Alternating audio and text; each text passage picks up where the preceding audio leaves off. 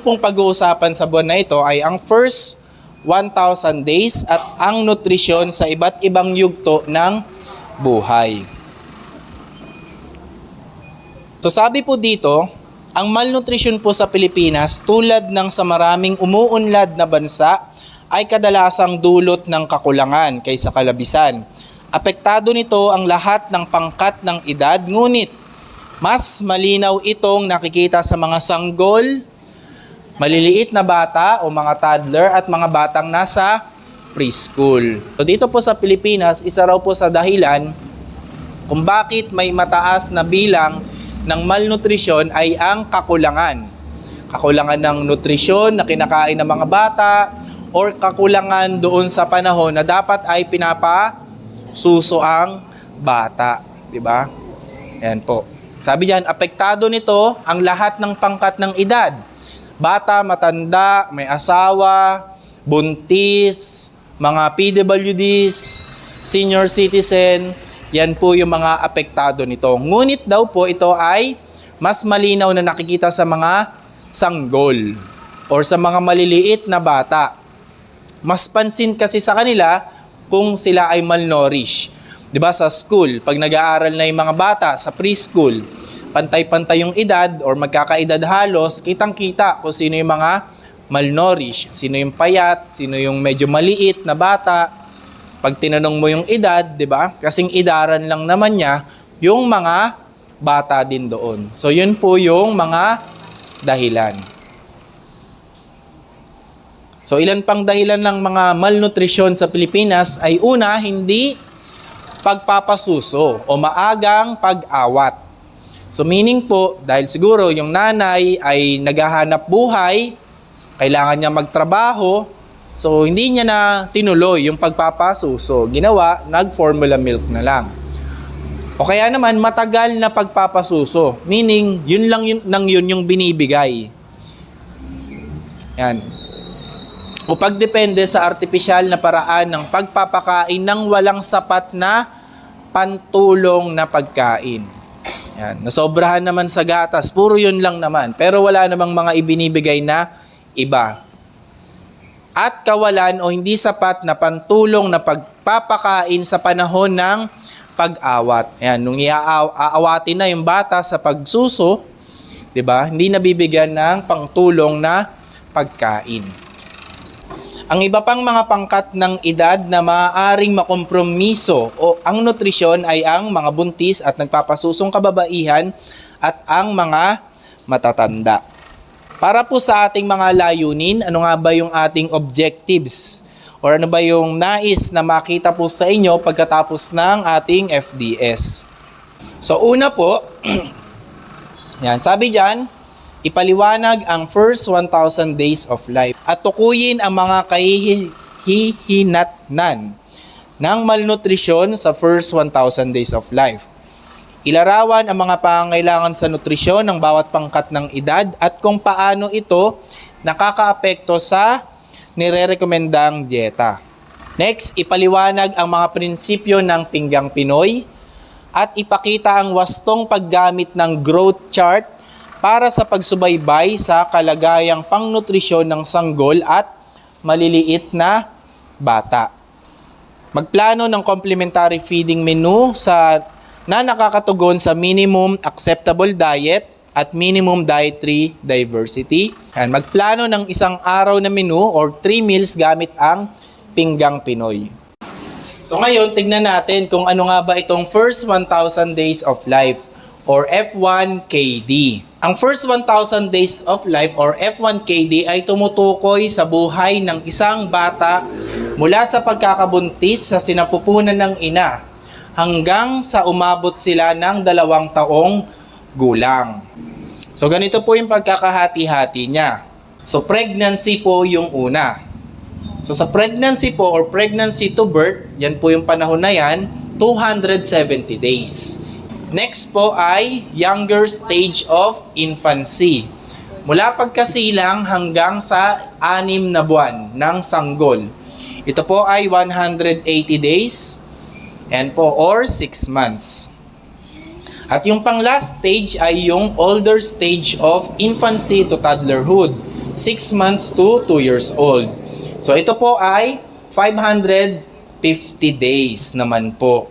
Ayan po. So ang first 1,000 days or F1KD ay tinatawag din pong golden window of opportunity.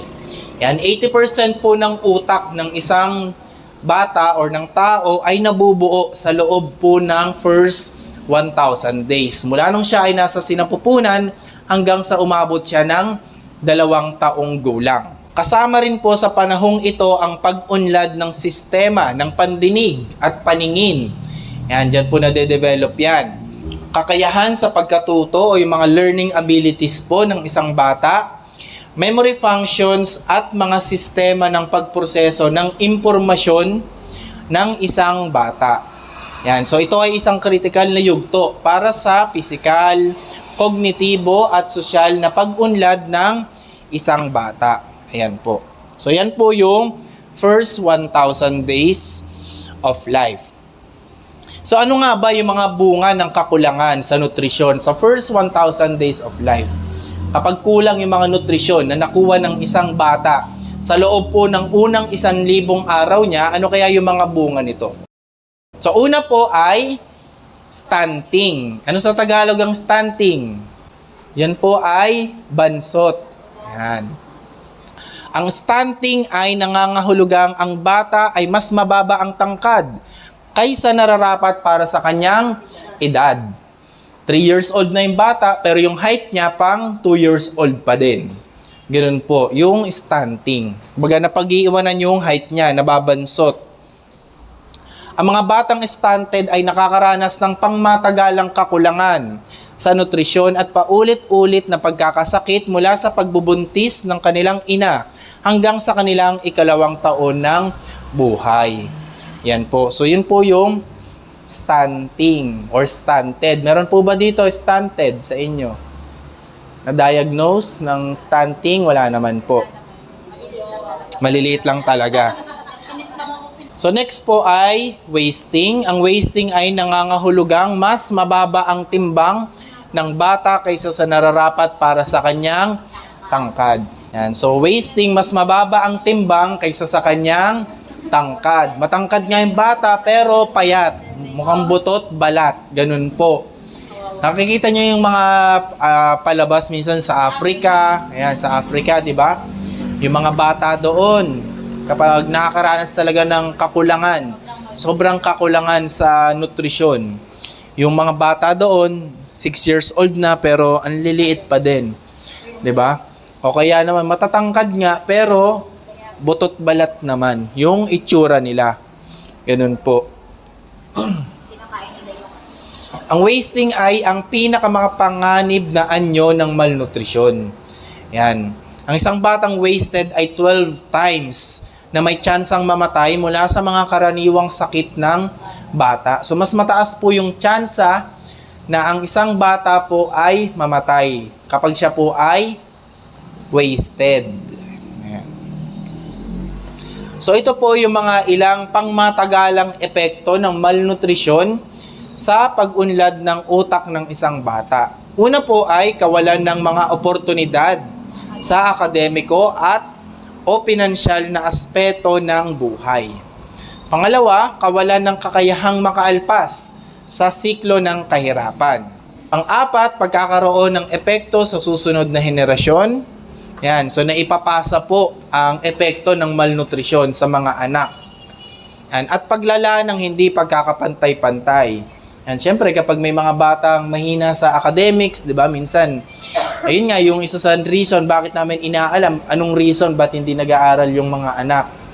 Baka naman nahihiya lang or mahina sa school, 'di ba?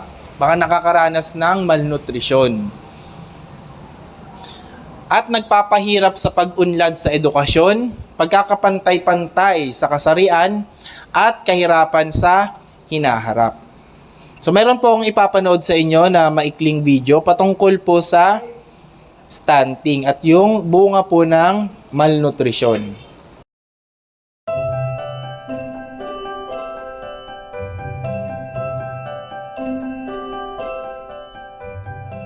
Tulad ng ibang bata, si Ningning ay may karapatan na mabuhay, maglaro, at abutin ang kanyang mga pangarap. Ngunit maaaring hindi niya makamit ang lahat ng ito dahil sa stunting. Ang stunting o pagkabansot ay ang kakulangan ng tamang taas o tangkad para sa kanyang edad. Sa Pilipinas, isa sa bawat 3 bata na wala pang 5 taong gulang ay stunted o bansot. Kaugnay nito ang hindi ganap na pagdevelop ng kanyang utak. Dahil dito, hirap na nilang maabot ang kanilang mga pangarap. Mahihirapan silang matuto sa paaralan, makakuha ng magandang trabaho at sapat na kita upang magkaroon ng malusog na pamilya. Sila din ay magiging sakitin, madaling magkaroon ng impeksyon at maaaring maagang mamatay. Hindi na maibabalik ang epekto ng stunting kapag sila ay tumuntong sa 2 taong gulang pataas. Kapag ang mga babaeng stunted ay nabuntis, mataas ang posibilidad na sila ay magkaroon ng komplikasyon at maipasa pa ang stunting sa kanilang mga anak, na magbubunga ng patuloy na kahirapan. Ngunit ang lahat ng ito ay maiiwasan. Sa unang 1,000 araw ng buhay ng bata, mula sa sinapupunan hanggang sa kanyang 2 kaarawan, may pagkakataon tayong isalba ang kanyang kinabukasan sa pamamagitan ng pagbibigay sa kanya at sa kanyang ina ng mga pangunahing serbisyo tulad ng pagbibigay ng micronutrient at bakuna, pagpapayo tungkol sa eksklusibong pagpapasuso sa unang 6 na buwan, pagbibigay ng masustansyang pagkain simula sa ika-6 na buwan, maayos na pangangalaga at malinis at ligtas na tubig, at tamang pagpapayo sa nutrisyon at kalusugan. Kung tayong lahat ay magtutulungan, ang stunting ay maiiwasan. Bawat bata ay magkakaroon ng mas magandang kinabukasan sa isang maunlad at mapagkalingang lipunan.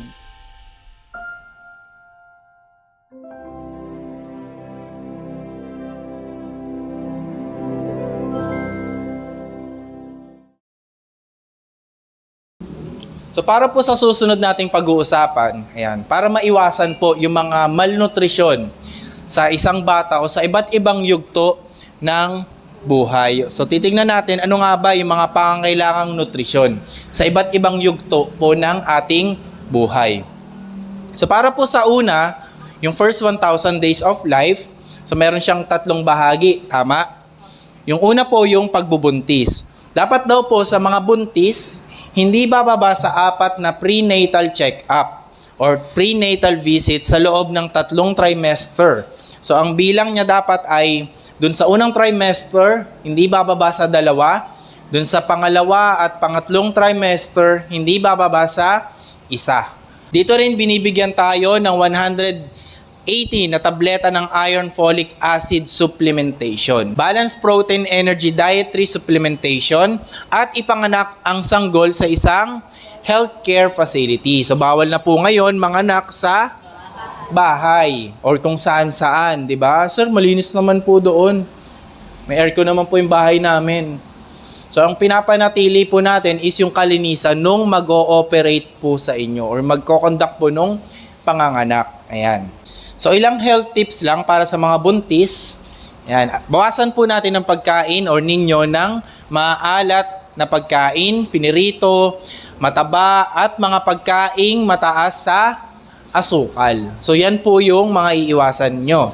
Iwasan din ang paninigarilyo at pag-inom ng alak. At unawain ang impormasyon sa nutrisyon sa mga label ng produkto upang makatulong sa mas matalinong pagpili ng pagkain. Ganito po yung itsura ng pinggang Pinoy. Yan. So yan po ay naglalaman ng Go, Glow, and Grow Food. So ito pong pinggang Pinoy na ito ay para po sa mga buntis at nagpapasusong nanay, mga lactating women. Ayan po. So dyan po makikita kung ano yung mga dapat na kinakain ng isang buntis. So bawat yugto ng buhay may kanya-kanyang pinggang Pinoy. Next stage, na ipanganak na si baby, younger infancy, or pagkapanganak hanggang 6 na buwan. So dito po, yung gatas po raw ng ina ay nagbibigay ng kinakailangang enerhiya at nutrisyon para sa sanggol, maliban sa vitamin D. Ito din ay naglalaman ng colostrum sa unang 3 araw pagkatapos ng panganganak, na may mga antibodies at mga anti-infective factors na wala sa mga infant formulas. Ito rin ay nagbibigay ng maraming fatty acids para sa visual acuity at pag-unlad ng utak. Madaling natutunaw at na-absorb ng sanggol, at syempre malinis at readily available. Kapag nagutom si baby, tataas lang yung damit, salpak, ayan, solved na. Hindi na kailangang pumunta ng kusina, mag-iinit pa ng tubig, maglilinis pa ng mga bote. Kung wala ng gatas, tatakbo pa sa grocery store para makabili ng gatas. Yun, readily available. At walang additives. Ang pagpapasuso ay nagpapalakas din ng emosyonal na ugnayan sa pagitan ng ina at ng bata. Ito ay epektibo kung ang sanggol ay una, nasisiyahan o satisfied pagkatapos ng 15 hanggang 20 minuto na pagpapasuso. Natutulog pagkatapos ng bawat pagpapasuso at natutulog ng 3 hanggang 4 na oras. So pagkatapos na pasusuin si baby, nakakatulog siya ng 3 to 4 hours. At tumataas ang timbang buwan-buwan. Ang timbang daw po ay dapat nagdodoble pagkatapos ng 6 na buwan. At nagtitriple naman sa loob ng unang taon. So makikita natin na sila ay epektibo po yung pagpapasuso natin kapag ito po ang nangyayari kay baby. Next, older stage of infancy to toddlerhood. 6 na buwan hanggang 2 taong gulang. So angkop na complementary feeding kasabay ng patuloy na pagpapasuso hanggang sa edad na 2 taon. So dito po, nagpapasuso pa rin pero nagbibigay na tayo ng mga semi-solid food. Diba, yung mga dinurog na gulay, kalabasa, patatas, diba? Ini-introduce na natin yan. Yung iba, Cerelac, mga cereals, ganun po. So dito po natin malalaman na handa na daw po ang sanggol para sa complementary feeding kung una, ang timbang ay doble na mula sa kanyang timbang noong kapanganakan. Kanina, ilang buwan na raw yan kapag doble na? 6 months, di ba? So, kapag 6 months na, doble na yung timbang niya, ready na siyang kumain. Kaya niya nang ituwid ang ulo niya kapag nakaupo. Kayang buksan ng bibig kapag sinusubuan ng pagkain. Ayan, kapag akmang susubuan mo siya, ngumanga nga. So, ibig sabihin, ready na siya. Interesado sa pagkain kapag kumakain ng iba at kayang lunukin ang pagkain. So next naman, after nung first 1,000 days. So papasok naman po yung from 7 years old to preschooler. So dito po nagbibigay tayo ng iba't ibang pagkain na may iba't ibang tekstura at lasa. Dapat itong mayaman sa vitamin A at C, protina, iron at calcium. Ang pagkain ay dapat maayos na ihanda. Hindi yung parang, sige, sinabawan mo lang dyan, di ba? Hinaluan mo na lang ng ulam, tapos biglang sinalpak sa kanya. Dapat daw ito ay kaakit-akit ang kulay, lasa at tekstura. Kaya nga yung mga bata nahihilig sa mga chichirya, di ba? Hindi naman minsan yung laman yung gusto nila eh. Minsan yung balat lang. Nakita nila merong Barbie, gusto na nilang bilhin kasi naaakit sila doon. Ganun po. So dapat tayo para mapakain natin sila ng mga gulay, prutas, 'di ba? Lagyan natin ng art, 'di ba? Yung prutas, hatiin mo sa yung parang nakakaakit tignan para kainin niya, or yung gulay, ganun po. Iwasan din ang processed food kasama ang mga sugary beverages at inumin. Next, school children.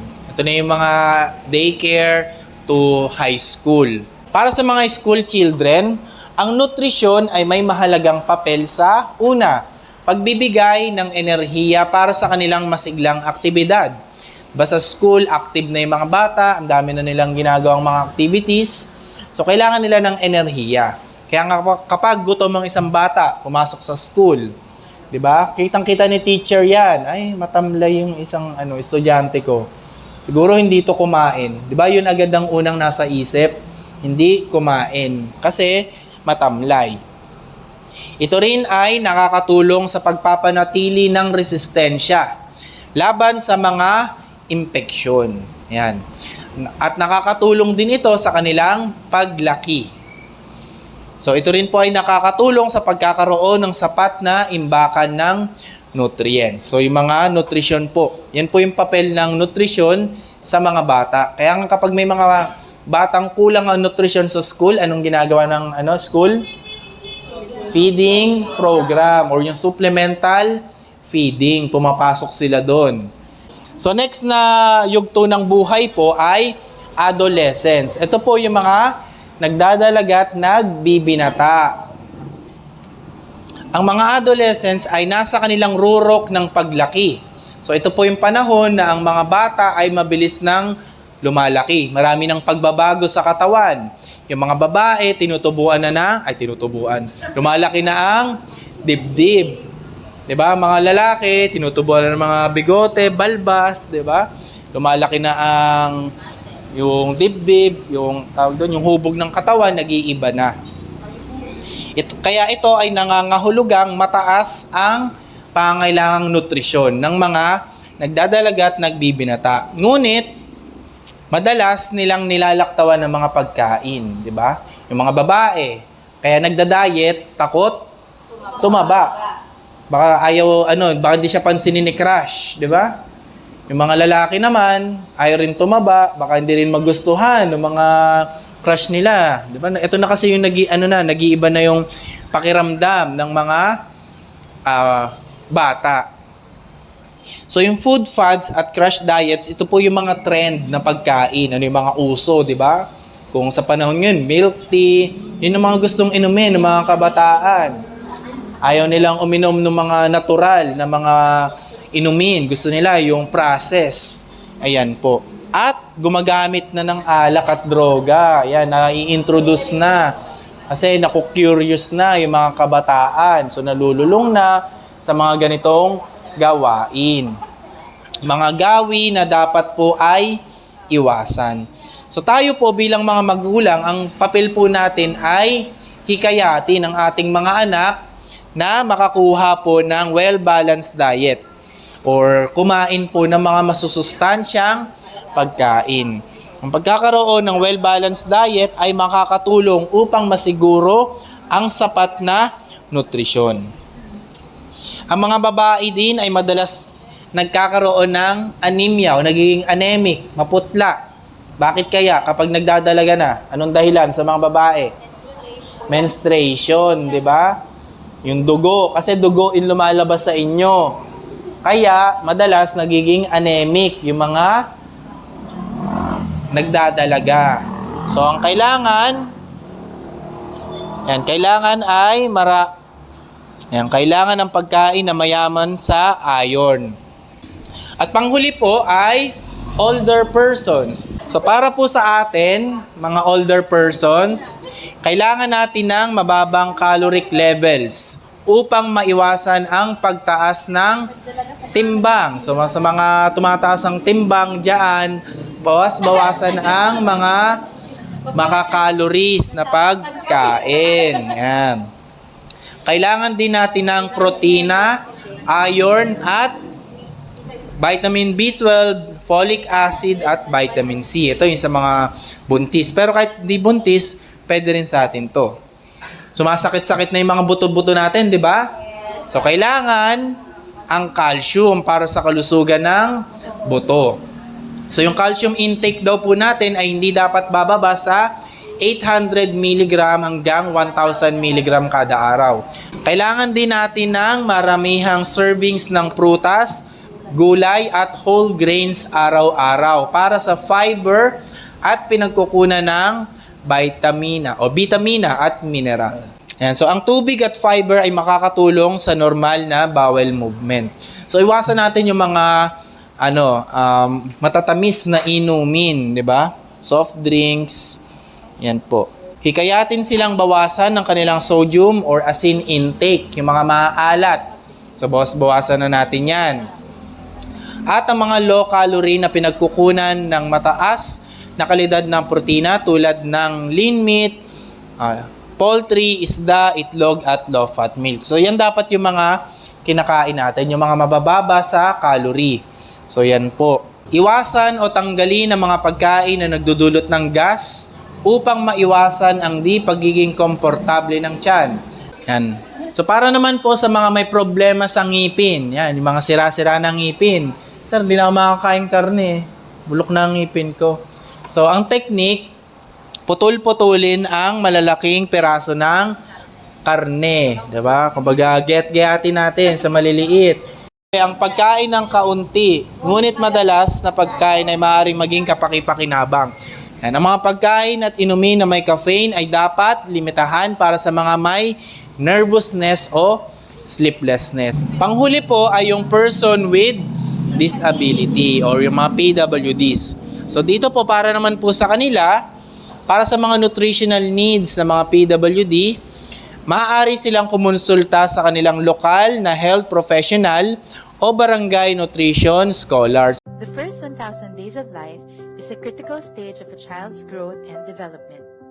This stage begins from the time of conception up until the second year of a child. It offers a golden opportunity for parents to shape a healthier and more prosperous future for their child.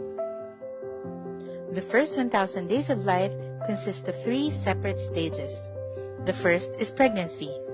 This includes the first 270 days of the baby inside the womb to birth.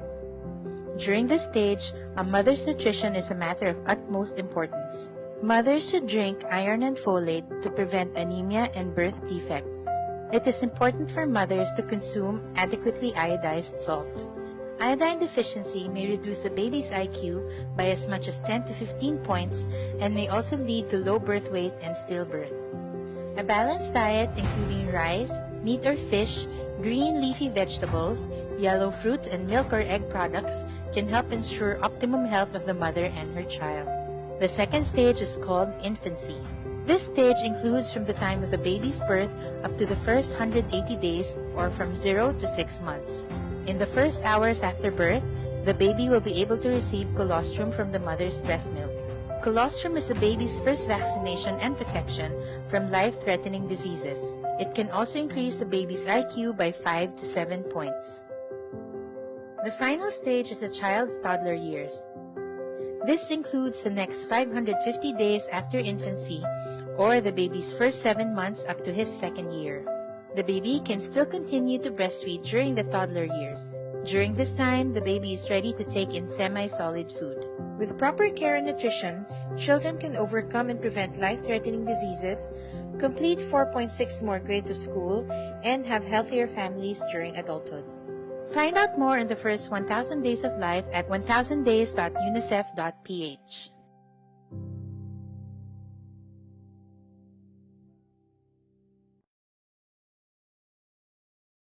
So para po sa ating mga dapat tandaan, ang bawat yugto daw po ng buhay ay may kaukulang mga pangangailangan sa nutrisyon. So bawat yugto ng ating buhay, iba't iba ang pangangailangan ng ating katawan or mga nutrisyon na kailangan natin. Kaya ang mga pagkain at suplementasyon ay dapat na tumutugma po dun sa mga pangangailangang ito. Hindi dahil bata, kung ano yung kinakain ng matanda, yun na lang din yung ibibigay sa bata, 'di ba? Dapat kinokonsidera natin yung iba't ibang yugto po ng buhay sa loob ng ating pamilya.